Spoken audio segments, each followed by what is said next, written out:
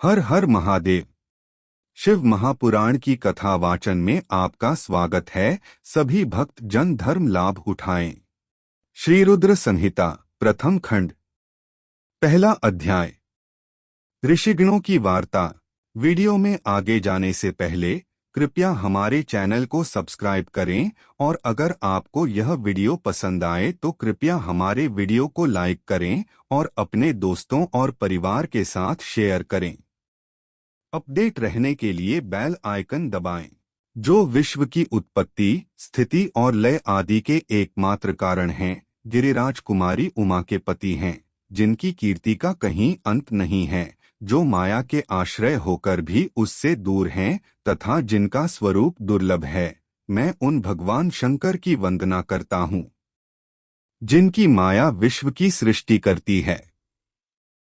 जैसे लोहा चुंबक से आकर्षित होकर उसके पास ही लटका रहता है, उसी प्रकार ये सारे जगत जिसके आसपास ही भ्रमण करते हैं, जिन्होंने इन प्रपंचों को रचने की विधि बताई है, जो सभी के भीतर अंतर्यामी रूप से विराजमान हैं, मैं उन भगवान शिव को नमन करता हूँ। ऋषि बोले, हे सूत जी, अब आप हमसे भगवान शिव व पार्वती के परम उत्तम व दिव्य स्वरूप का वर्णन कीजिए। सृष्टि की रचना से पूर्व, सृष्टि के मध्यकाल व अंतकाल में महेश्वर किस प्रकार व किस रूप में स्थित होते हैं? सभी लोगों का कल्याण करने वाले भगवान शिव कैसे प्रसन्न होते हैं तथा प्रसन्न होने पर अपने भक्तों को कौन कौन से उत्तम फल देते हैं? हमने सुना है कि भगवान शिव महान दयालु हैं, अपने भक्तों को कष्ट में नहीं देख सकते। ब्रह्मा, विष्णु और महेश तीनों देवता शिवजी के अंग से ही उत्पन्न हुए हैं। हम पर कृपा कर शिवजी के प्राकट्य, देवी उमा की उत्पत्ति, शिव उमा विवाह, गृहस्थ धर्म एवं शिवजी के अनंत चरित्रों को सुनाइए। सूत जी बोले, हे ऋषियों, आप लोगों के प्रश्न पतित पावनी श्री गंगा जी के समान हैं। ये सुनने वालों, कहने वालों और पूछने वालों इन तीनों को पवित्र करने वाले हैं। आपकी इस कथा को सुनने की आंतरिक इच्छा है, इसलिए आप धन्यवाद के पात्र हैं। ब्राह्मणों, भगवान शंकर का रूप साधु, राजसी और तामसी तीनों प्रकृति के मनुष्यों को सदा आनंद प्रदान करने वाला है। वे मनुष्य जिनके मन में कोई तृष्णा नहीं है, ऐसे ऐसे महात्मा पुरुष भगवान शिव के गुणों का ज्ञान करते हैं, क्योंकि शिव की भक्ति मन और कानों को प्रिय लगने वाली और संपूर्ण मनोरथों को देने वाली है। हे ऋषियों, मैं आपके प्रश्नों के अनुसार ही शिव के चरित्रों का वर्णन करता हूँ, आप उसे आदरपूर्वक श्रवण करें। आपके प्रश्नों के अनुसार ही नारद जी ने अपने पिता ब्रह्मा जी से यही प्रश्न किया था। तब ब्रह्मा जी ने प्रसन्न होकर शिव चरित्र सुनाया था। उसी संवाद को मैं तुम्हें सुनाता हूँ, क्योंकि उस संवाद में भवसागर से मुक्त कराने वाले गौरीश की अनेकों आश्चर्यमयी लीलाएं वर्णित हैं। श्री रुद्र संहिता प्रथम खंड दूसरा अध्याय नारद जी की काम वासना। सूत जी बोले, हे ऋषियों, एक समय की बात है। ब्रह्मा पुत्र नारद जी हिमालय पर्वत की एक गुफा में बहुत दिनों से तपस्या कर रहे थे। उन्होंने दृढ़तापूर्वक समाधि लगाई थी और तप करने लगे थे। उनके उग्र तप का समाचार पाकर देवराज इंद्र कांप उठे। उन्होंने सोचा कि नारद मुनि मेरे स्वर्गलोक के राज्य को छीनना चाहते हैं। यह ख्याल आते ही इंद्र ने उनकी तपस्या में विघ्न डालने की कोशिश की। उन्होंने कामदेव को बुलाया और कहने लगे, हे कामदेव, तुम मेरे परम मित्र एवं हितैषी हो। नारद हिमाचल पर्वत की गुफा में बैठकर तपस्या कर रहा है। कहीं ऐसा न हो कि वह वरदान में ब्रह्मा जी से मेरा स्वर्ग का राज्य ही मांग बैठे। अतः तुम वहां जाकर उसका तप भंग कर दो। यह आज्ञा पाकर कामदेव वसंत को साथ ले बड़े गर्व से उस स्थान पर गए और अपनी सारी कलाएं रच डालीं। कामदेव और वसंत के बहुत प्रयत्न करने पर भी नारद मुनि के मन में कोई विकार उत्पन्न नहीं हुआ। महादेव जी के अनुग्रह से उन दोनों का गर्व चूर्ण हो गया। ऐसा इसलिए हुआ क्योंकि महादेव जी की कृपा से नारद मुनि पर कामदेव का कोई प्रभाव नहीं पड़ा था। पहले उस आश्रम में भगवान शिव ने भी तपस्या की थी। उसी स्थान पर उन्होंने ऋषि मुनियों की तपस्या का नाश करने वाले कामदेव को भस्म कर डाला था। कामदेव को भस्म देखकर उनकी पत्नी रति ने बिलखते हुए भगवान शंकर से उन्हें जीवित करने की प्रार्थना की तथा सभी देवता भी शिवजी से प्रार्थना करने लगे तो भगवान महादेव जी ने कहा था कि कुछ समय पश्चात कामदेव स्वयं जीवित हो जाएंगे। किंतु इस स्थान पर और इसके आसपास जहां तक भस्म दिखाई देती है वहां तक की पृथ्वी पर कामदेव की माया और काम बाण का कोई प्रभाव नहीं पड़ेगा। इस प्रकार उस स्थान से कामदेव लज्जित होकर वापस लौट आए। देवराज इंद्र ने जब यह सुना कि नारद जी पर कामदेव का कोई प्रभाव नहीं पड़ा तो उन्होंने नारद जी की खूब प्रशंसा की। भगवान शिव की माया के कारण वे भूल गए थे कि शिवजी के शाप के कारण उस स्थान पर कामदेव की माया नहीं चल सकती। नारद जी भगवान शिव की कृपा से बहुत समय तक तपस्या करते रहे। अपने तप को पूर्ण हुआ समझकर नारद जी उठे तो उन्हें कामदेव पर विजय प्राप्त करने का ध्यान आया। तब उन्हें मन ही मन इस बात का घमंड हुआ कि उन्होंने कामदेव पर विजय प्राप्त कर ली है। इस प्रकार अभिमान से उनका ज्ञान नष्ट हो गया। वे यह समझ नहीं सके कि कामदेव के पराजित होने में भगवान शंकर की ही माया थी। तब वे अपनी काम विजय की कथा सुनाने के लिए शीघ्र ही कैलाश पर्वत पर जा पहुंचे और भगवान शिव को नमस्कार करके अपनी तपस्या की सफलता का समाचार तथा कामदेव पर विजय प्राप्त करने का समाचार कह सुनाया। यह सब सुनकर महादेव जी ने नारद जी की प्रशंसा करते हुए कहा, हे नारद जी, आप परम धन्य हैं, परंतु मेरी एक बात याद रखना कि यह समाचार किसी अन्य देवता को मत सुनाना, विशेषकर भगवान विष्णु से तो इस बात को कदापि न कहना। यह वृत्तांत सबसे छिपाकर रखने योग्य है। तुम मेरे प्रिय हो, इसलिए मैं तुम्हें यह आज्ञा देता हूँ कि यह बात किसी के सामने प्रकट मत करना। परंतु वे तो शिव की माया से मोहित हो चुके थे, इसलिए उनकी दी शिक्षा को ध्यान में न रखते हुए वे ब्रह्मलोक चले गए। वहां ब्रह्मा जी को नमस्कार कर बोले, मैंने अपने तपोबल से कामदेव को जीत लिया है। यह सुनकर ब्रह्मा जी ने भगवान शिव के चरणों का चिंतन करके सारा कारण जान लिया तथा अपने पुत्र नारद को यह सब किसी और से कहने के लिए मना कर दिया। नारद के मन में अभिमान के अंकुर उत्पन्न हो गए थे, जिसके फलस्वरूप उनकी बुद्धि नष्ट हो गई थी। वे तो तुरंत विष्णुलोक पहुंचकर भगवान विष्णु को यह सारा किस्सा सुनाना चाहते थे। अतः शीघ्र ही वे ब्रह्मलोक से चल दिए। नारद मुनि को आते देखकर भगवान विष्णु सिंहासन से उठ खड़े हुए। उन्होंने नारद को गले लगा लिया और आदर सहित आसन पर बैठाया। भगवान शिव के चरणों का स्मरण करके भगवान विष्णु ने नारद जी से पूछा, नारद जी, आप कहाँ से आ रहे हैं और इस लोक में आपका शुभागमन किस लिए हुआ है? यह सुनकर नारद जी ने अहंकार सहित अपने तप के पूर्ण होने एवं कामदेव पर विजय प्राप्त करने का समस्त हाल उन्हें कह सुनाया। भगवान विष्णु काम के विजय के असली कारण को समझ चुके थे। वे नारद जी से बोले, हे नारद जी, आपकी कीर्ति एवं निर्मल बुद्धि धन्य है। काम क्रोध एवं लोभ मोह उन मनुष्यों को पीड़ित करते हैं जो भक्तिहीन हैं। आप तो ज्ञान वैराग्य से युक्त एवं ब्रह्मचारी हैं, फिर भला यह काम आपका क्या बिगाड़ सकता था? देवर्षि नारद बोले, हे भगवन, यह सब आपकी कृपा का ही फल है। आपकी कृपा के आगे कामदेव की क्या सामर्थ्य है जो मेरा कुछ बिगाड़ सके? मैं तो सदा ही निर्भय हूँ। इतना कहकर नारद जी विष्णु भगवान को नमस्कार कर वहां से चल दिए। श्री रुद्र संहिता प्रथम खंड तीसरा अध्याय। नारद जी का भगवान विष्णु से उनका रूप मांगना। सूत जी बोले, महर्षियों, नारद जी के चले जाने पर शिवजी की इच्छा से विष्णु भगवान ने एक अद्भुत माया रची। उन्होंने जिस ओर नारद जी जा रहे थे वहां एक सुंदर नगर बना दिया। वह नगर बैकुंठलोक से भी अधिक रमणीय था।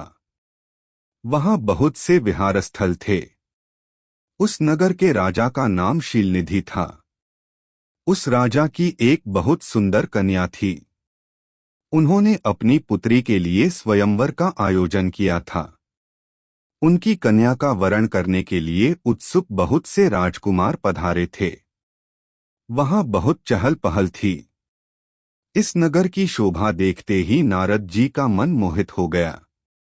जब राजा शीलनिधि ने नारद जी को आते देखा तो उन्हें सादर प्रणाम करके स्वर्ण सिंहासन पर बैठाकर उनकी पूजा की। फिर अपनी देवसुंदरी कन्या को बुलाया जिसने महर्षि के चरणों में प्रणाम किया। नारद जी से उसका परिचय कराते हुए शीलनिधि ने निवेदन किया, महर्षि, यह मेरी पुत्री श्रीमती है। इसके स्वयंवर का आयोजन किया गया है। इस कन्या के गुण दोषों को बताने की कृपा कीजिए। राजा के ऐसे वचन सुनकर नारद जी बोले, राजन, आपकी कन्या साक्षात लक्ष्मी है। इसका भावी पति भगवान शिव के समान वैभवशाली, त्रिलोकजयी, वीर तथा कामदेव को भी जीतने वाला होगा। ऐसा कहकर नारद मुनि वहां से चल दिए। शिव की माया के कारण वे काम के वशीभूत हो सोचने लगे कि राजकुमारी को कैसे प्राप्त करूं। स्वयंवर में आए सुंदर एवं वैभवशाली राजाओं को छोड़कर भला यह मेरा वरण कैसे करेगी। वे सोचने लगे कि नारियों को सौंदर्य बहुत प्रिय होता है। सौंदर्य को देखकर ही श्रीमती मेरा वरण कर सकती है। ऐसा विचार कर नारद जी फिर विष्णुलोक में जा पहुंचे और उन्हें राजा शीलनिधि की कन्या के स्वयंवर के बारे में बताया तथा उस कन्या के साथ विवाह करने की इच्छा व्यक्त की। उन्होंने भगवान विष्णु से प्रार्थना की कि वे अपना रूप उन्हें प्रदान करें ताकि श्रीमती उन्हें ही वरे। सूत जी कहते हैं, महर्षियों, नारद मुनि की ऐसी बात सुनकर भगवान मधुसूदन हंस पड़े और भगवान शंकर के प्रभाव का अनुभव करके उन्होंने इस प्रकार उत्तर दिया।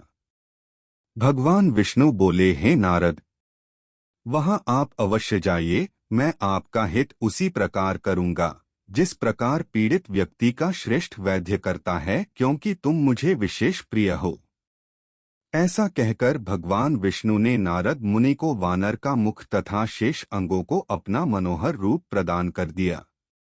तब नारद जी अत्यंत प्रसन्न होते हुए अपने को परम सुंदर समझकर शीघ्र ही स्वयंवर में आ गए और उस राज्य सभा में जा बैठे।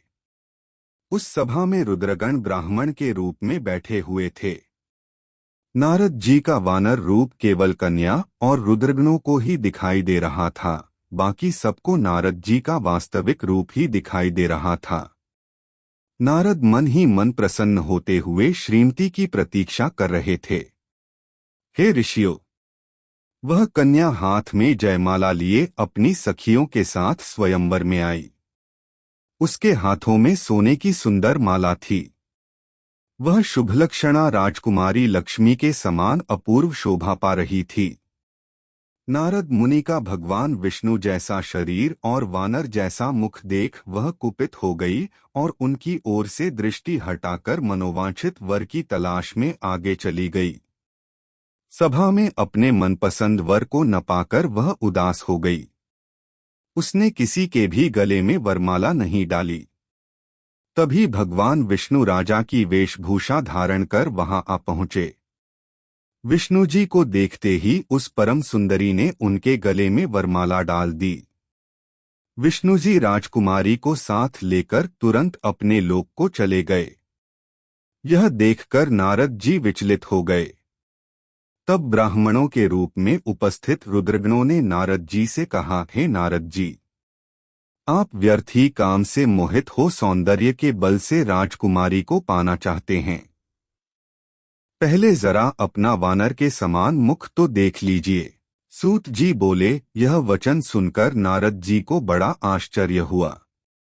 उन्होंने दर्पण में अपना मुंह देखा। वानर के समान मुख को देखकर वे अत्यंत क्रोधित हो उठे तथा दोनों रुद्रगणों को शाप देते हुए बोले, तुमने एक ब्राह्मण का मजाक उड़ाया है। आथ तुम ब्राह्मण कुल में पैदा होकर भी राक्षस बन जाओ।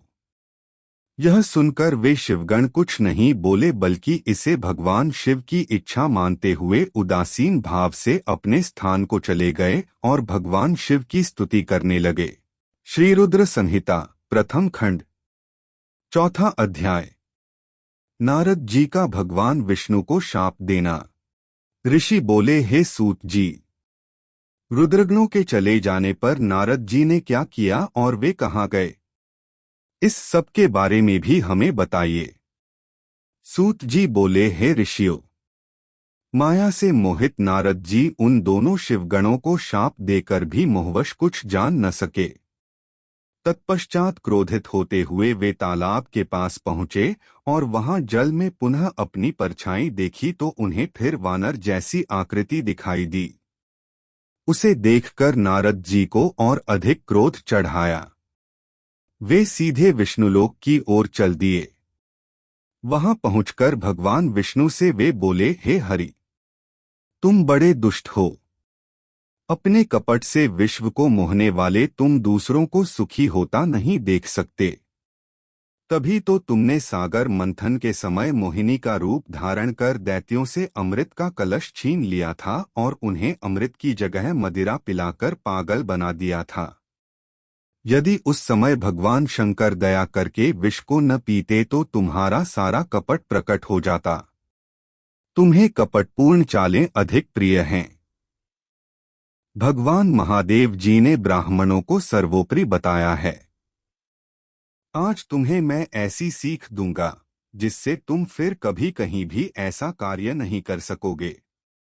अब तक तुम्हारा किसी शक्तिशाली मनुष्य से पाला नहीं पड़ा है, इसलिए तुम निडर बने हुए हो, परंतु अब तुम्हें तुम्हारी करनी का पूरा फल मिलेगा। माया मोहित नारद जी क्रोध से खिन्न थे। वे भगवान विष्णु को शाप देते हुए बोले, विष्णु, तुमने स्त्री के लिए मुझे व्याकुल किया है। तुम सभी को मोह में डालते हो। तुमने राजा का रूप धारण करके मुझे छला था, इसलिए मैं तुम्हें शाप देता हूं कि तुम्हारे जिस रूप ने कपटपूर्वक मुझे छला है, तुम्हें वही रूप मिले। तुम राजा होगे और इसी तरह स्त्री का वियोग भोगोगे जिस तरह मैं भोग रहा हूं। तुमने जिन वानरों के समान मेरी आकृति बना दी है, वही वानर तुम्हारी सहायता करेंगे। तुम दूसरों को स्त्री वियोग का दुख देते हो, इसलिए तुम्हें भी यही दुख भोगना पड़ेगा। तुम्हारी स्थिति अज्ञान से मोहित मनुष्य जैसी हो जाएगी। अज्ञान से मोहित नारद जी का शाप विष्णु भगवान ने स्वीकार कर लिया। तत्पश्चात उन्होंने महालीला करने वाली मोहिनी माया को समाप्त कर दिया। माया के जाते ही नारद जी का खोया हुआ ज्ञान लौट आया और उनकी बुद्धि पहले की तरह हो गई। उनकी सारी व्याकुलता चली गई तथा मन में आश्चर्य उत्पन्न हो गया। यह सब जानकर नारद जी बहुत पछताने लगे और अपने को धिक्कारते हुए भगवान विष्णु के चरणों में गिर पड़े और उनसे क्षमा मांगने लगे। नारद जी कहने लगे कि मैंने अज्ञानवश होकर और माया के कारण आपको जो शाप दे दिया है वह झूठा हो जाए। भगवान, मेरी बुद्धि खराब हो गई थी जो मैंने आपके लिए बुरे वचन अपनी जबान से निकाले। मैंने बहुत बड़ा पाप किया है। हे प्रभु, मुझ पर कृपा कर मुझे ऐसा कोई उपाय बताइए जिससे मेरा सारा पाप नष्ट हो जाए। कृपया मुझे प्रायश्चित का तरीका बताइए। तब श्री विष्णु ने उन्हें उठाकर मधुर वाणी में कहा, हे महर्षि, आप दुखी न हो, आप मेरे श्रेष्ठ भक्त हैं, इसमें कोई संदेह नहीं है। नारद जी, आप चिंता मत कीजिए, आप परम धन्य हैं। आपने अहंकार के वशीभूत होकर भगवान शिव की आज्ञा का पालन नहीं किया था, इसलिए उन्होंने ही आपका गर्व नष्ट करने के लिए यह लीला रची थी। वे निर्गुण और निर्विकार हैं और सत, रज और तम आदि गुणों से परे हैं। उन्होंने अपनी माया से ब्रह्मा, विष्णु और महेश तीनों रूपों को प्रकट किया है। निर्गुण अवस्था में उन्हीं का नाम शिव है। वे ही परमात्मा, महेश्वर, परब्रह्म, अविनाशी, अनंत और महादेव नामों से जाने जाते हैं। उन्हीं की आज्ञा से ब्रह्मा जी जगत के सृष्टा हुए हैं। मैं तीनों लोकों का पालन करता हूँ और शिवजी रुद्र रूप में सबका संहार करते हैं। वे शिवस्वरूप सबके साक्षी हैं। वे माया से भिन्न और निर्गुण हैं। वे अपने भक्तों पर सदा दया करते हैं। मैं तुम्हें समस्त पापों का नाश करने वाला, भोग एवं मोक्ष प्रदान करने वाला उपाय बताता हूँ। अपने सारे शकों एवं चिंताओं को त्याग कर भगवान शंकर की यश और कीर्ति का गुणगान करो और सदा अनन्य भाव से शिवजी के शतनाम स्तोत्र का पाठ करो। उनकी उपासना करो तथा प्रतिदिन उनकी पूजा अर्चना करो। जो मनुष्य शरीर, मन और वाणी द्वारा भगवान शिव की उपासना करते हैं, उन्हें पंडित या ज्ञानी कहा जाता है। जो मनुष्य शिवजी की भक्ति करते हैं, उन्हें संसार रूपी भवसागर से तत्काल मुक्ति मिल जाती है। जो लोग पाप रूपी दावानल से पीड़ित हैं, उन्हें शिव नाम रूपी अमृत का पान करना चाहिए। वेदों का पूर्ण ज्ञान प्राप्त करने के पश्चात ही ज्ञानी मनुष्यों ने शिवजी की पूजा को जन्ममरण रूपी बंधनों से मुक्त होने का मनुष्यों सर्वश्रेष्ठ साधन बताया है। इसलिए आज से ही रोज भगवान शिव की कथा सुनो और कहा करो तथा उनका पूजन किया करो। अपने हृदय में भगवान शिव के चरणों की स्थापना करो तथा उनके तीर्थों में निवास करते हुए उनकी स्तुति कर उनका गुणगान करो। इसके बाद नारद जी, तुम मेरी आज्ञा से अपने मनोरथ की सिद्धि के लिए ब्रह्मलोक जाना। वहां अपने पिता ब्रह्मा जी की स्तुति करके उनसे शिव महिमा के बारे में पूछना। ब्रह्मा जी में शिव भक्तों में श्रेष्ठ हैं। वे तुम्हें भगवान शंकर का महात्म्य और शतनाम स्तोत्र अवश्य सुनाएंगे। आज से तुम शिव भक्ति में लीन हो जाओ। वे अवश्य तुम्हारा कल्याण करेंगे।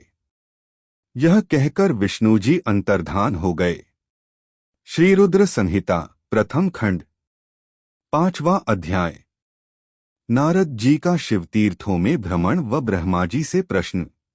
सूत जी बोले, महर्षियों, भगवान श्रीहरि के अंतर्धान हो जाने पर मुनिश्रेष्ठ नारद शिवलिंगों का भक्तिपूर्वक दर्शन करने के लिए निकल गए।